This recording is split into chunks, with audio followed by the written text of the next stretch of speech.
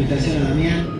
En mi caso, desde el año 2007 estoy trabajando con lo que son narrativas digitales interactivas mezcladas con el periodismo, con proyectos experimentales. Primero con los documentales multimedia, digamos, experimentando en ese sentido, unos trabajos sobre blogs y periodismo en 2007 y un trabajo sobre un mapeo sobre las redacciones digitales de habla hispana, de cómo estaban cambiando en ese momento con el concepto de convergencia. Y desde el año 2010 lo que he producido fueron documentales ya transmedia, pensando una historia, en definitiva los tres proyectos que recién mencionaba Damián relacionan la historia argentina, el relato en tiempo real y la participación de la audiencia en diversas plataformas. Hay tres conceptos que utilizo desde hace tiempo en las charlas. Dos de esos conceptos son el título del evento, digamos, Mediamorfosis y Transmedia, porque creo que muestran el escenario actual de los medios al que nos enfrentamos los creadores de contenido, en mi caso del periodismo, pero acá hay una diversidad bastante interesante. Y el otro concepto es el de ecología de medios, que me parece que es importante para entender en qué momento estamos anclados. Los que pasaron por alguna facultad de comunicación han leído algo de ese señor que viene a la derecha, de Marshall McLuhan. Básicamente el concepto de ecología de medios habla de que los medios son como especies que viven en un ecosistema y que de esas relaciones que establecen entre sí se van transformando. Es una metáfora de índole ecológica, digamos. Y otro autor que recoge el concepto ya más en la actualidad en clave digital, que también conocemos con Damián y es amigo, Carlos Escolari, que él retoma la mirada ecológica de la Media Ecology y habla de complementar esa mirada sincrónica espacial con la mirada evolutiva, diacrónica temporal. Y él habla de que la llegada de las nuevas especies mediáticas está transformando este ecosistema, lo vemos sobre todo con la web, y obligando a las especies anteriores, a la radio, a la TV, a los periódicos, a adaptarse para sobrevivir. Ahora vamos a ver algunos ejemplos. Y el término de mediamorfosis que da título al evento, que también es de algunos años, acuñado por Roger Fiedler, y él decía sobre el término que es la transformación de un medio de comunicación de una forma a otra, generalmente como resultado de la combinación de cambios culturales y la llegada de nuevas tecnologías. Él habla de que hay tres momentos históricos en la historia del hombre que marcan este concepto: el lenguaje hablado, la escritura y el que estamos protagonizando en este momento, que son la irrupción de las nuevas tecnologías de la información. Si hiciésemos un repaso sobre el escenario del ecosistema del siglo XX de los medios, había cuatro grandes especies que dominaban ese ecosistema: la radio, la TV, el cine y los periódicos. Cada uno con sus diferentes reinados a través de los años, pero los cuatro han tenido su etapa de depredadores de la atención de los usuarios. Ahora, lo que sucedió hacia finales de la década del 90 es que surgió una nueva especie muy depredadora de la atención de los usuarios. A mí me gusta mencionar a la web como una metaespecie, porque incluye a estas demás especies dentro de sí, digamos, tiene vínculos con el audiovisual, incorpora la radio, incorpora el lenguaje textual, lenguaje radiofónico, y en ese cruce, digamos, entre estos medios con la irrupción de la web vemos, como, por ejemplo, el caso de ayer de Vorterix, digamos, que no podemos definir su concepto, digamos, es un híbrido del cruce entre la web, la radio, la TV. No podemos decir si es radio, no podemos decir si es TV, no podemos decir si es un periódico. Por eso le costaba ayer tanto a Reinaldo decir que era Vorterix. Ya hablando de transmedia, en realidad, bueno, básicamente un término acuñado por Henry Jenkins, a mí me gusta definir las narrativas transmedia como una orquesta sinfónica, digamos, desde el lugar del consumidor y del organizador, que podemos escuchar un instrumento, digamos, de una orquesta sinfónica. Tendría sentido si lo escuchásemos de manera individual, pero la historia cobra mucho más sentido si lo escuchamos de manera sinfónica, digamos, con todos los demás instrumentos. Y cuando hablamos de narrativa transmedia también tendemos a pensar que estamos hablando de futuro, ¿no? de presente en sí, pero las dinámicas relacionadas al concepto se tienen desde siempre. Un ejemplo clásico es el de Walt Disney, digamos, más de un siglo, en este caso con el ratón Mickey, desplegando una historia en diversas plataformas. Empezó como un dibujo animado, siguió como un cómic, películas, videojuegos y la clave, digamos, de la experiencia total, inmersiva, la creación del mundo para que los chicos junto a sus padres puedan visitar la casa de Mickey, sacarse fotos con él, digamos, y visitar todos esos escenarios. Una obra clásica, digamos, ya más en estos tiempos, icónica en relación a la narrativa transmedia, es Lost, que, digamos, para los que vieron Lost van a reconocer varios de estos ejemplos. Empezó como una historia para TV, pero siguió como webisodios, con club de libros que se leían dentro de la serie, videojuegos. Digamos, la historia central era la de la televisión. Ahora, lo interesante se da en todas estas zonas de contacto entre estas diversas producciones y estas puertas de entrada que tenía la audiencia para acercarse a la historia.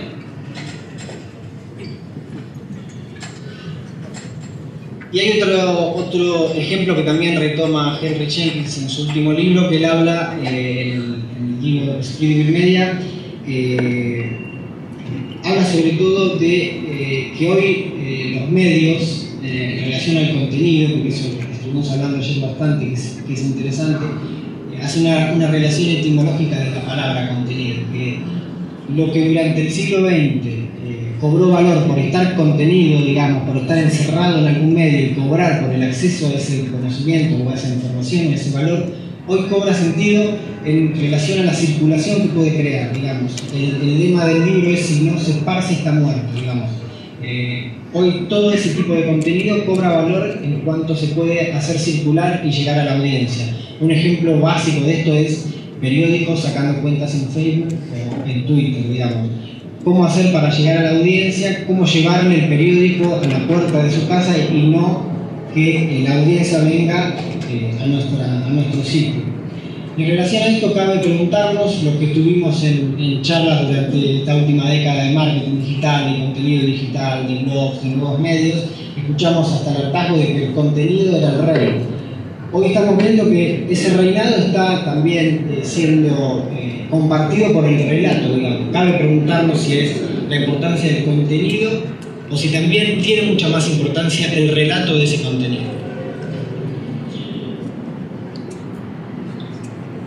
En ese sentido, como les decía al principio, me he especializado en el trabajo del documental y haciendo un poquito de historia y relacionándolo también con McLuhan. En el año 48, la definición del documental clásico, audiovisual, analógico, por la Unión de Documentalistas Mundiales, hablaba de que documental era todo método de registrar en celuloide cualquier aspecto de la realidad, interpretado bien por la afirmación de hechos o por la reconstrucción veraz y justificable. Ahora, más allá del término, lo que me gustaría destacar es lo que ven ahí en rojo, que es la palabra celuloide. Digamos, de vuelta marcamos a McLuhan, creador del término el medio es el mensaje. El medio, digamos, determinaba el mensaje del documental. Hacer documental era hacer documental en celuloide, digamos, no había otra posibilidad.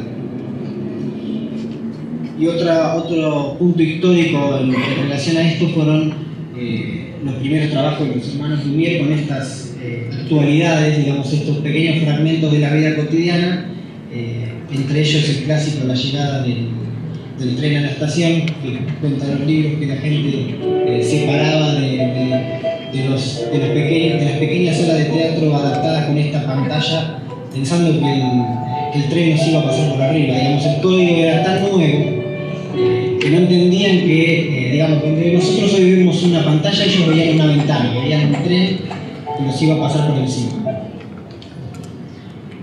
Y más adelante, digamos, el primer documental de hecho y derecho que fijó una narrativa, un canon, hasta la actualidad es Nanook del Norte, que es la historia de un pequeño esquimal del año 1922.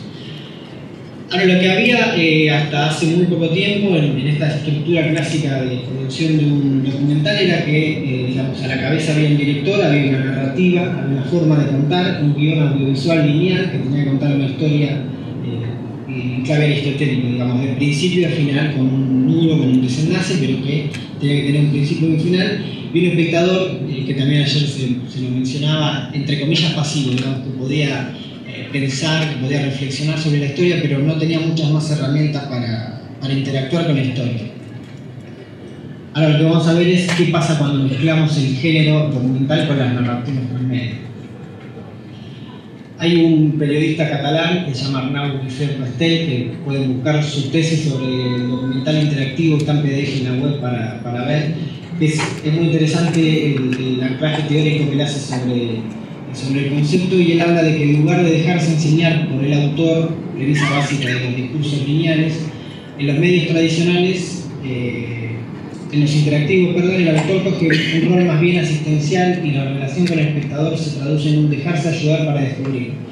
Él habla básicamente que en estos nuevos discursos el control ya no recae en el autor o en el realizador, sino que ya es una situación más de dejar ayudarse para descubrir la narración a través de la audiencia y del autor.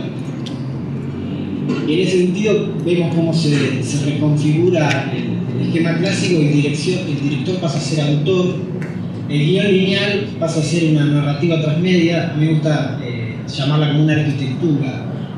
Los creadores transmedia o crear un proyecto transmedia es muy similar a construir universos, a construir mundos, digamos, las diferentes complejidades que pueda tener, pero es un trabajo como de arquitecto. Y en este sentido el espectador, de un lugar pasivo, entre comillas, como decía, pasa a ser un usuario generativo de su propia experiencia documental.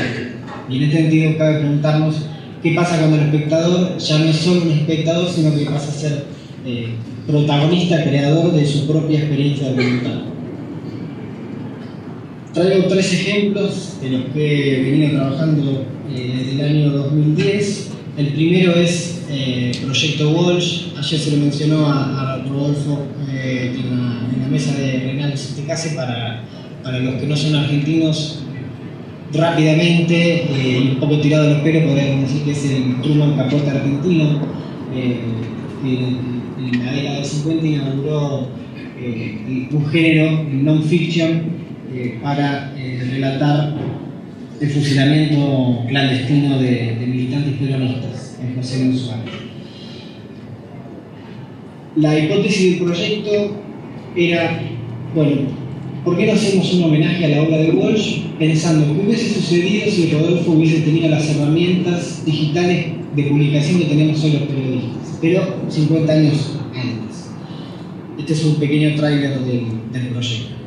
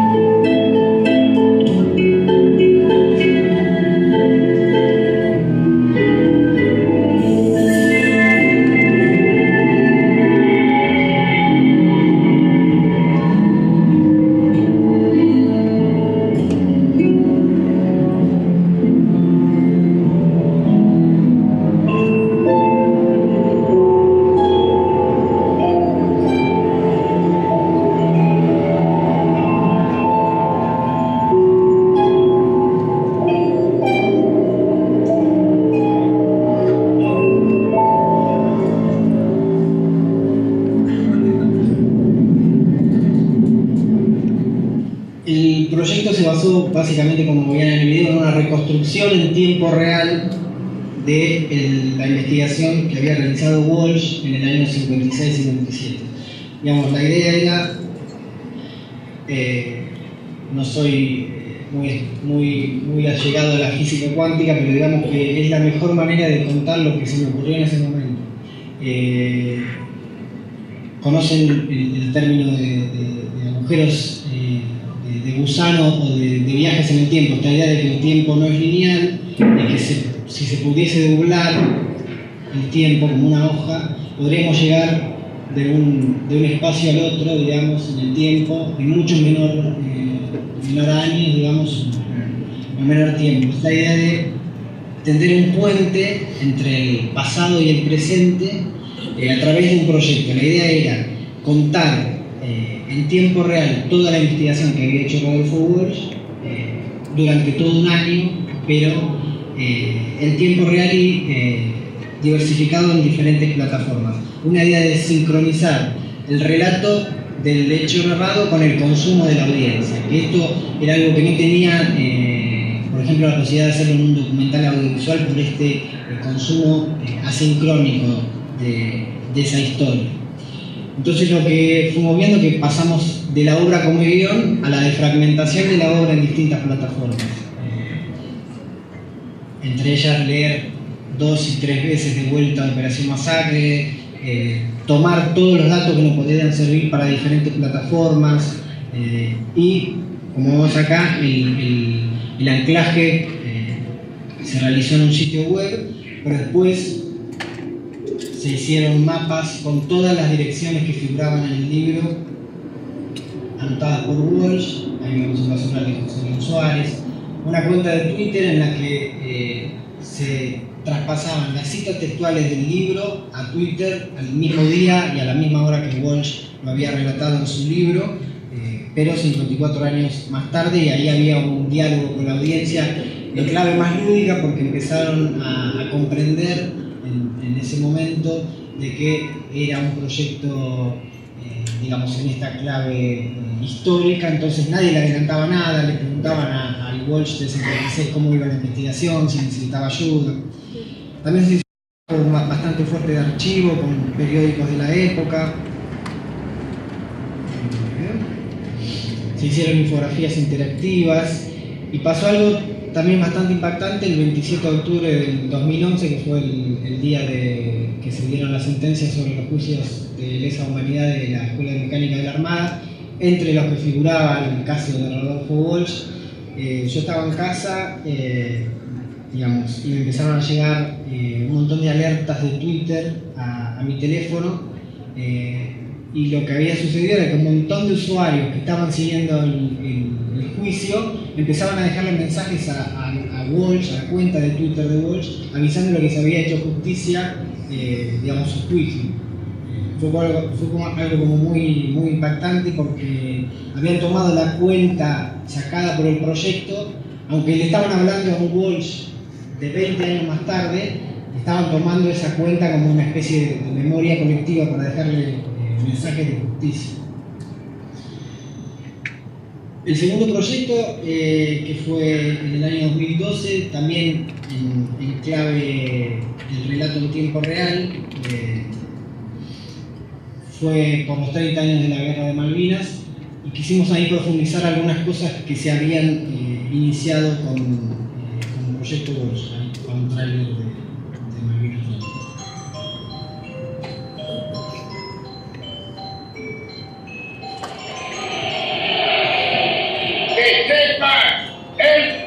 Mundo, América, que un pueblo con voluntad decidida como el pueblo argentino, si quieren venir, que vengan, les presentaremos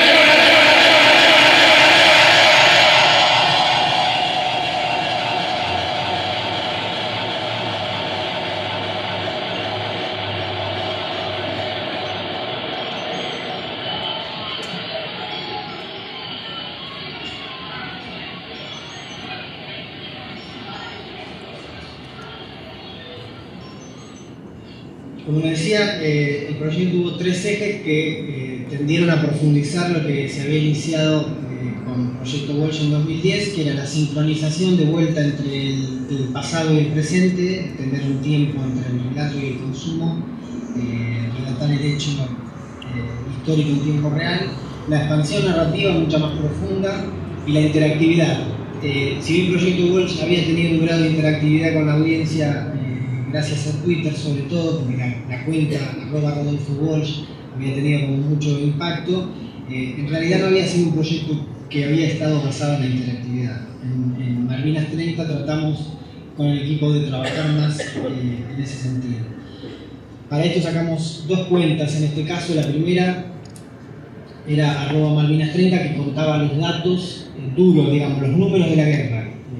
También el mismo día y en la misma hora que había habido un bombardeo en las islas, se contaba y se contaban los números de muertos ingleses, los números de muertos argentinos, las invasiones, digamos, las alternativas puras y duras de la guerra. En otro caso sacamos una cuenta que fue Soldado M30, donde ahí recogimos todas las entrevistas que realizamos y las que pudimos ver y leer en libros o en documentales, sacar las citas textuales de todos los soldados argentinos que comentaron sobre su experiencia de la guerra y las colocábamos ahí, digamos, de vuelta a una cuenta como una especie de memoria colectiva de los soldados argentinos en las islas, de vuelta citando el mismo día y a la misma hora que ellos relataban lo que habían tenido en relación a la guerra en su diario de guerra. Y después algo que tuvo también mucho impacto fue que tratamos de recoger mucho material audiovisual, sobre todo los noticieros 60 minutos de la época, los que tienen más de 40 años, si se van a acordar, donde, entre otras cosas, nos decían que estaban ganando y ciertas desinformaciones del momento. Y lo que hicimos fue habilitar un stream donde, de vuelta en esta clave histórico-temporal, publicamos el noticiero que se había publicado el 2 de abril del año 82, lo publicamos el 2 de abril del año 2002. Con eso nos ahorrábamos, entre comillas, editorializar la historia. No le estábamos contando lo que había pasado al usuario. El usuario lo estaba viendo cómo nos estaban mintiendo en este caso sobre las alternativas de la guerra, y eran proyecciones no de unos minutos, digamos, eran los noticieros que gracias al archivo de la TV pública en YouTube, por ejemplo, pudimos descargar horas y horas de esos trabajos. Y acá también lo que profundizamos fue el trabajo de archivo, que está Ezequiel por acá también, que fue el encargado de trabajar en el archivo de periódicos. Trabajamos cerca con 12 periódicos de la época de vuelta. Esto fue un trabajo de más de 6 meses del relato en tiempo real de la historia, así que todos los días publicamos las tapas de 12 periódicos argentinos, españoles e ingleses, el mismo día y a la misma hora que había sido publicado en el año 82. Y la interactividad, sobre todo en este caso, se basó mucho más en Facebook, con una comunidad mucho más centrada, porque tocaba, digamos, unas fibras más íntimas en algún sentido. También se realizaron una serie de producciones especiales, estas sobre todo que se geolocalizaban las entrevistas que habíamos realizado, infografías interactivas y entrevistas en video, digamos, más clásicas. Y hay dos historias que me gustaría contar en relación a la interactividad y a la vuelta del mundo digital al mundo real, a la incidencia de un proyecto así, más que nada en relación a la cantidad de me gusta, la cantidad de retweets de un proyecto. Este que ven acá, Gabriel Weber, que es un ex combatiente de la guerra de Malvinas. Y lo que pasó con Gabriel es que en un momento empezamos a ver que había un usuario que se llamaba 2 de abril que empezaba a interactuar con nuestros soldados. No sabíamos quién era, hasta que empezamos a recibir correos de Gabriel que nos contaba que él había desempolvado su diario de guerra del año 82 y lo empezaba a compartir en la red con nuestro usuario en clave no ficción, digamos. Él nos contaba que había sido como una especie de catarsis, de contar de vuelta 30 años después nada, cómo se había muerto de hambre, o cómo había escuchado las bombas, o cómo había tenido que cavar su nicho, digamos, su lugar en las islas. Y el segundo ejemplo que quiero compartir con ustedes es una campaña que realizamos también en relación a unas fotos perdidas. Una periodista de Córdoba viajó a las Islas Malvinas por los 30 años de la guerra, y el chofer que la llevó al cementerio de Darwin, donde están los soldados argentinos, le contó que cuando había terminado la guerra le había encontrado una cámara descartable Kodak en la calle y que no sabía a quién pertenecía. Lo que había decidido era registrar esas fotos, digamos, imprimirlas y tenerlas. Cuando las tuvo se dio cuenta que eran de soldados argentinos y decidió conservarlas, pensando que en algún futuro esas fotos se podrían encontrar con sus dueños. Ahí vemos 4 fotos. Lo que hicimos con Alejandra Conti, que es la periodista de La Voz del Interior, ella conocía el proyecto y nos pidió si podíamos hacer una campaña como para encontrar a los dueños de esas fotos si en caso de que estuviesen vivos. La campaña durante los primeros meses no tuvo mucho éxito, digamos, no se pudieron recaudar muchos datos. Lo que sí sucedió en un momento el año pasado es que, no sé si ven el número, hoy tiene más de 45.000 digamos, páginas compartidas en Facebook la campaña. La verdad que todavía desconocemos por qué, pero lo cierto es que un día de octubre del año pasado llegó a la entrada en el sitio este mensaje que ven arriba, que dice: la foto número 9 es mi papá, Antunes Roberto Mar. La hija de uno de los excombatientes encontró por Facebook esa foto y reconoció al padre. Y el resultado es que pudimos encontrar a 2 de esos excombatientes 30 años después y acercarles esas fotografías. Esta periodista Alejandra Conti viajó y los entrevistó para el diario La Voz del Interior, y nosotros tuvimos la posibilidad de participar en esta campaña, y también fue algo muy rico del proyecto. Esta es lo que es la línea de tiempo, digamos, de la producción del proyecto, donde se podrían mapear en algún sentido las diferentes producciones que se realizaron. El tercer proyecto que ya se pude realizar, convocado por el diario La Nación, fue el año pasado, también por los 30 años de la vuelta de la democracia. Lo que hicimos fue, a pequeña escala, digamos, en 2 semanas en relación a los otros 2 proyectos, fueron de 1 año y 6 meses, recrear dentro del periódico y a través de Twitter las últimas 2 semanas de campaña presidencial del año 83. Y también tuvimos como una experiencia con la audiencia a nivel mucho más masivo, por ser un medio nacional como La Nación, en relación a esa experiencia. Ahora, para ir terminando, hasta la llegada de Internet, básicamente, en la era del broadcasting, había etapas muy definidas en el trabajo periodístico, sobre todo: la preproducción, la producción y la publicación, y recién ahí se bajaba ese contenido a la audiencia. Con la experiencia de estos 3 documentales, yo puedo decir que creo que hoy el esquema le queda mucho mejor a esta idea de reciclado de etapas. Todo el tiempo se está publicando, todo el tiempo se está preproduciendo y todo el tiempo se está produciendo. Y algo clave es que en este sentido la audiencia está en el medio. La audiencia nos ayuda a generar esos contenidos. Nos pasó en Proyecto Gol, nos pasó en Malvinas 30 y nos pasó en Voto 83.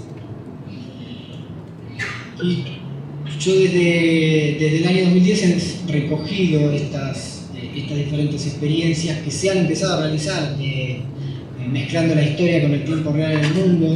Este año hubo muchas por el asesinato de Kennedy, ayer se nombraba el del día D de Canal 4, por ejemplo, pero digamos que han recogido esta forma de contar la historia en diversas plataformas. Básicamente, como decía ahí a título personal, la idea de contar la historia de esta manera fue la búsqueda de un código narrativo. ¿Cómo podemos usar las plataformas digitales para contar de una manera más novedosa, en este caso relatar la historia argentina? Y a mí me gusta, más que llamarlo transmedia storytelling, me gusta llamarlo transmedia historytelling, digamos, una narrativa propia de cómo contar la historia en tiempo real en plataformas digitales. Y en este sentido, los que pasamos también por una facultad de comunicación, comprendemos que, y nos han enseñado que el periodismo es una disciplina.